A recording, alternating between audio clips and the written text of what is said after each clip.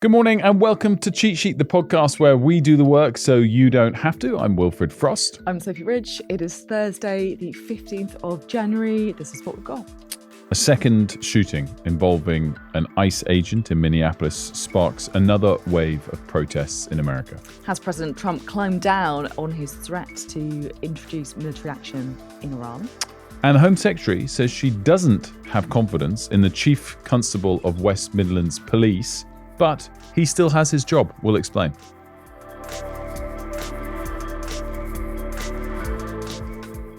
There's been a breaking news story overnight. This is the shooting of a Venezuelan man shot in the leg by an ICE officer, so an immigration agent in Minneapolis, and obviously very, very close to the place where Renee Nicole Good was killed by an ICE agent just last week. Yeah, a highly tense situation there. Police have used tear gas as protests have broken out in response to this shooting. As you said, thankfully in the leg, not believed to be life-threatening, but a reminder of just how tense things are. It happened at about 7 p.m. local time, so sort of midnight-ish, early hours of this morning UK time. So it is an evolving situation. Our US correspondent Martha Kellner was there and got to the scene pretty quickly. Here's a taste of her report. This is a very dynamic scene here on the ground in Minneapolis. It's exactly a week since Renee Nicole Good was shot dead by an ICE immigration officer.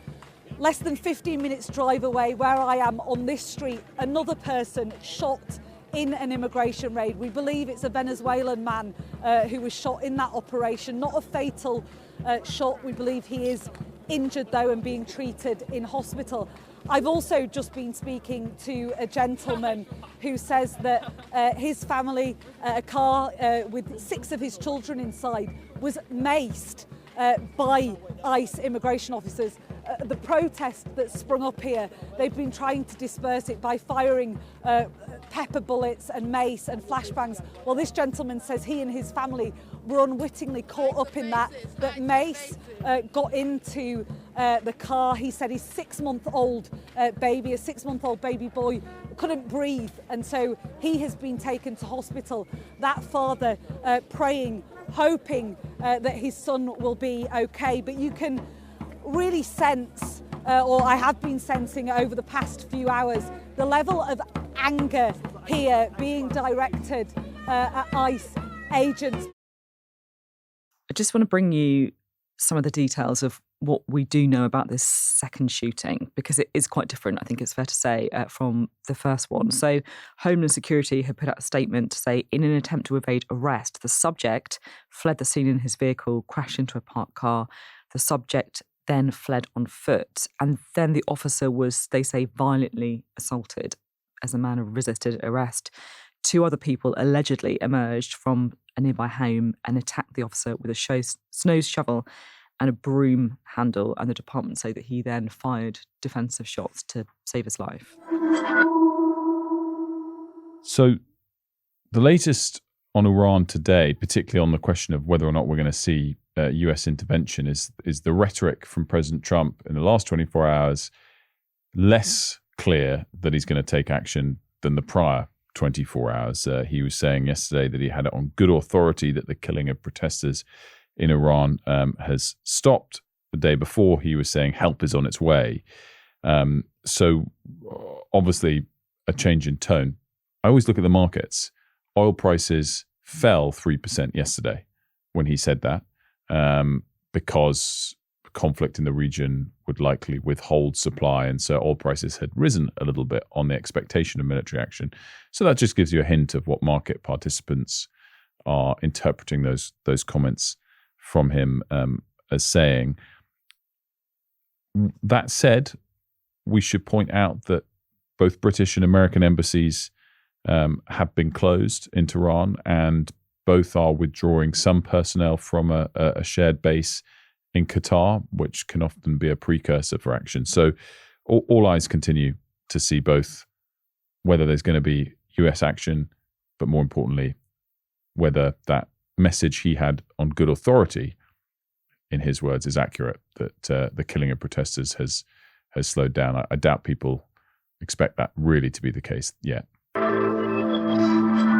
So we've got an update on Grok, the infamous AI tool of X, Elon Musk's social media website. And if you remember, this all stemmed from the fact that users, and a lot of users, I should say, were using this AI tool to feed it photos and images of women and sometimes girls and children, I should say as well, and asking Grok to put them in string bikinis or whatever. And it then complied.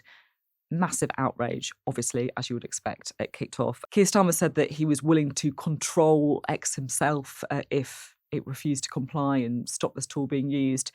And it also, I think, perhaps even more significantly, was happening in California as well. They announced their own state-level investigation into the spread of sexualized images. And look, guess what? Elon Musk has now stopped Grok having this tool. Yeah, and they've said the restriction to block that particular function, it was called, I didn't know this, it was called the spicy function. Do you know? Yeah, I mean, the spicy thing was basically when he said, oh, not everyone can do this, only if you pay money for it, you can get the spicy. I mean, the whole thing beggars belief. I didn't even know it had that label, which kind of makes it worse. But as you say, they've put out a statement that a new restriction applies to all users, including paid subscribers, and that spicy mode has been withdrawn. Okay, so the UK has sent a single military officer to Greenland. Yeah, just one. Let's not get too carried away. Yeah, officer as well. So that, could be a administrative person. I read of. I was trying to find out who it was, and I couldn't find out. It was all very mysterious. Well, who are you going to ask? Your contacts at James Bond HQ. I'm not sure we'd ever find out exactly the types of people like that goes. But yeah, so we haven't sent a small platoon to Greenland, a small regiment to Greenland, but we sent somebody. It comes, by the way, it was quite headline-grabbing yesterday when I saw that Chancellor Merz of Germany said he's going to send troops there.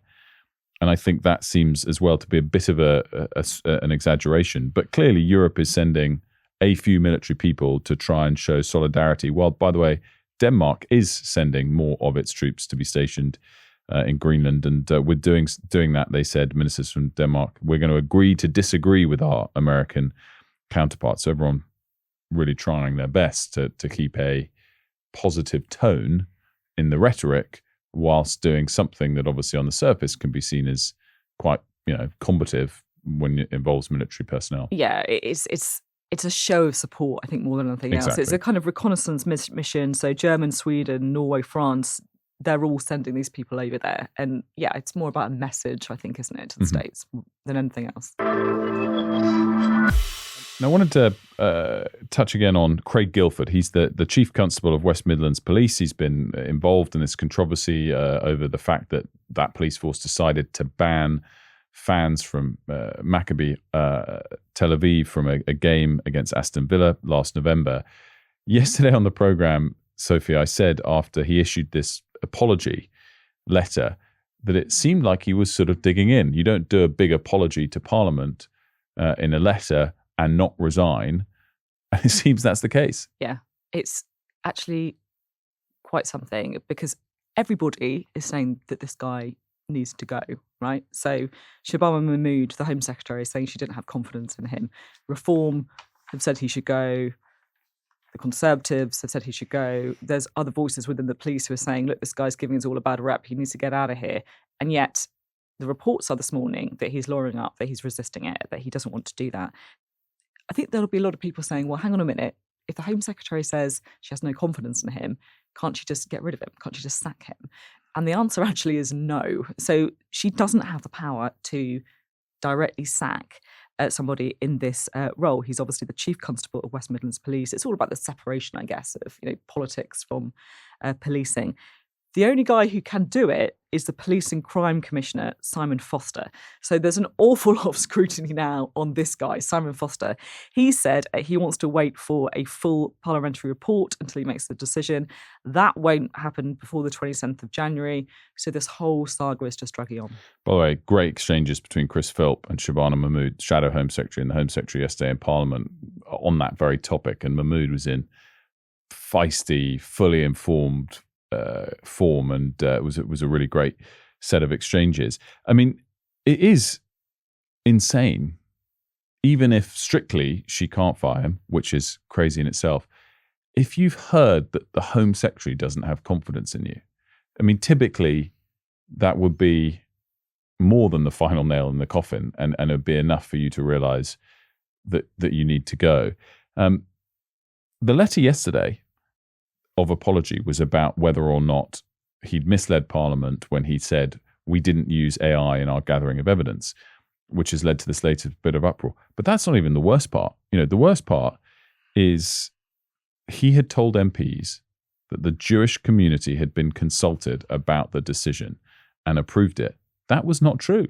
There are other holes in this, and that part came a few weeks ago. Yeah. So quite extraordinary on every level, as you say, that this is that he's still in place. Wolf, have you seen this 2016 trend? I have, because I've prepped for the show. I love it. And we have millennials that help us prep for the show. So yes, I've seen that. That counts. So this is social media, and everyone is throwing back to 2016. They're saying that 2026 is the new 2016 for some reason. I don't know, 2016 is like marked in my brain because it was such a politically important year. Yeah. Donald Trump getting elected, Brexit referendum. It felt like, in a way, it was the start of this new era of politics. Although I do think this is all about people just trying to show how hot they were 10 years ago, probably. Yeah, well, that I think is the undertone, isn't it? The actual trend supposedly is it's the last year people felt like they could freely express themselves on social media, which I find odd. I don't think I've ever changed my approach on social media. I think it's always been a bit weird. What do you mean, a bit weird? Sharing your life publicly. Oh, yeah. Social media. So I don't think my approach to it has ever changed, although these people are saying, many, many millions of people are saying theirs has. So I'm not sure my approach to social media has changed at all in that regard. But I agree, 2016, crazy year. I'd also just moved to the US. So it was an exciting year in that regard. But yeah, see it in my memory is just what a year as a journalist. Yeah. Brexit, Trump, everything fantastic. Changed.